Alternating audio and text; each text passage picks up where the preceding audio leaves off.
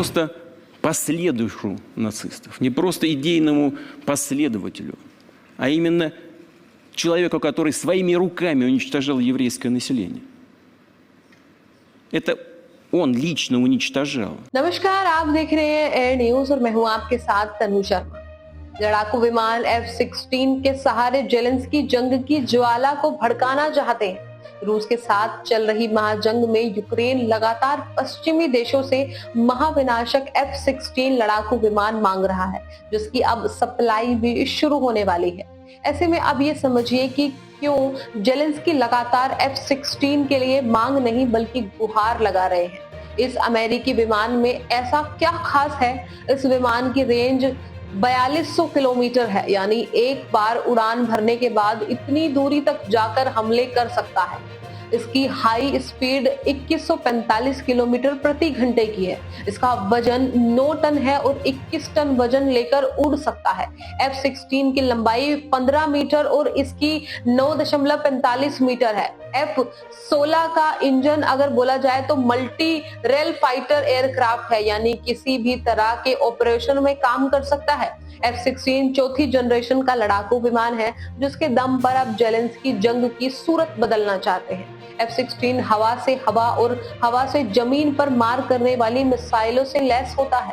F-16 में लगी मिसाइलों की रेंज 100 किलोमीटर तक है। इसमें लगा रडार सिस्टम 80 किलोमीटर के दायरे में किसी भी टारगेट को डिटेक्ट कर सकता है। F-16 विमान किसी भी मौसम में और रात में भी ज्यादा सटीकता के साथ हमला करने में सक्षम है। F-16 की गिनती दुनिया के सबसे भरोसेमंद और सुरक्षित फाइटर एयरक्राफ्ट में होती है। फिलहाल दुनिया के 25 से ज्यादा देशों के पास F-16 विमान मौजूद है। यूक्रेन इसकी मांग इसलिए कर रहा है क्योंकि रूस के हवाई हमलों का जवाब देने के लिए यूक्रेन के पास कोई आधुनिक लड़ाकू विमान नहीं है।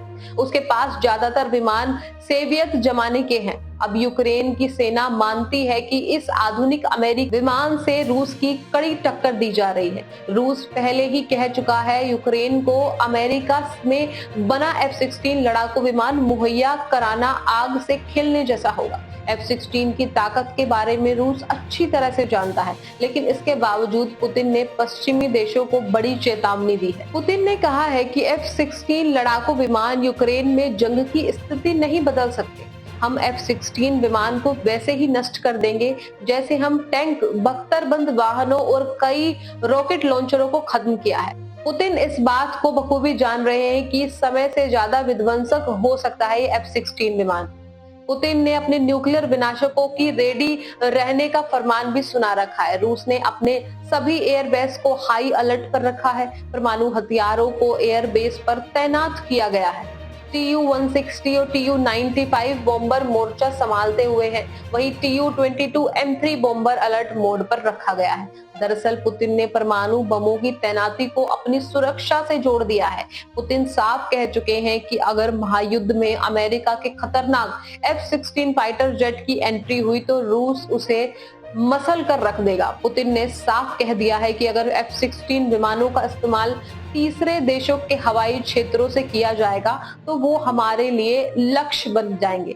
यूक्रेन के साथ साथ वो देश भी रूस के निशाने पर होंगे, जिनके हवाई क्षेत्र से जेलेंस्की की मदद के लिए F-16 जंग में एंट्री करेगी। तो ये थी हमारी आज की खास रिपोर्ट। इस मुद्दे से जुड़े कोई भी सवाल या अपने विचार आप हमें हमारे कमेंट में लिख सकते हैं। फिलहाल मैं तनु शर्मा आपसे विदा लेती हूँ, फिर मिलती हूँ एक नई अपडेट के साथ। तब तक के लिए आप देखते रहिए एयर न्यूज। नमस्कार।